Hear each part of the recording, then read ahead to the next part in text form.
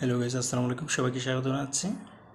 বাংলাদেশের প্রতিটা মানুষ, প্রতিটা উপজেলা, জেলা, বাংলাদেশের রাজধানী ঢাকাসহ বাংলাদেশের প্রতিটা মানুষ যখন রাজপথে নেমে এসেছিল, ফিলিস্তিনের পক্ষে প্রতিবাদ জানিয়েছিল, সারা বিশ্বকে দেখিয়ে দিয়েছিল যে আমরা ফিলিস্তিন মুক্ত চাই, ফিলিস্তিন মুক্ত চাই, ফিলিস্তিনকে আমরা স্বাধীন দেখতে চাই। Free free Palestine, free free Palestine. ঠিক আছে, আমরা ফিলিস্তিন মুক্ত চাই।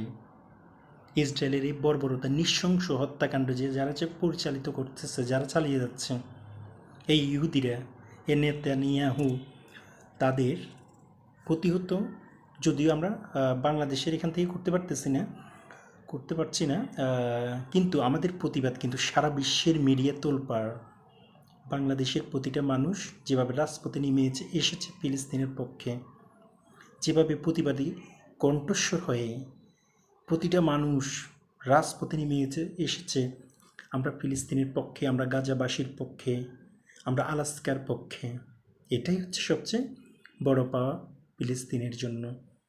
আজকে যদি ফিলিস্তিনের দেশটা যদি বাংলাদেশের পাশাপাশি অবস্থান করত, বাংলাদেশের পাশাপাশি প্রতিবেশী দেশ হতো, তাহলে ইসরায়েল এত বড় দুঃসাহস করতে পারতো না। কারণ হচ্ছে বাংলাদেশের প্রতিটা মানুষ, যার যাহা কিছু আছে, প্রতিটা মানুষ কিন্তু ঝাঁপিয়ে পড়ত এই আলাস্কার পক্ষে, এই গাজাবাসীর পক্ষে, এই ফিলিস্তিনদের পক্ষে। ঠিক আছে, কিন্তু দুঃখজনক হচ্ছে বাংলাদেশ থেকে ফিলিস্তিনটা দূরে হওয়ার কারণে আমরা ওইখানে যেতে পারছি না।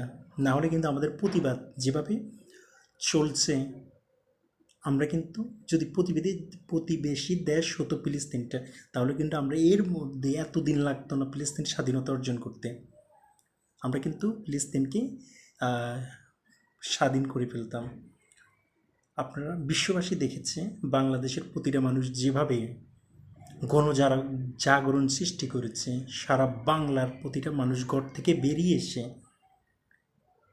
এর চেয়ে বড় পাওয়া, এর চেয়ে বড় প্রতিবাদ আর কিছু হতে পারে না। আমরাও চাই আল্লাহ ফিলিস্তিনবাসীদের পক্ষে থাকবে, সহযোগিতা করবে ফিলিস্তিনবাসীদের, সে আশাবাদ ব্যক্ত করি। ধন্যবাদ সবাইকে।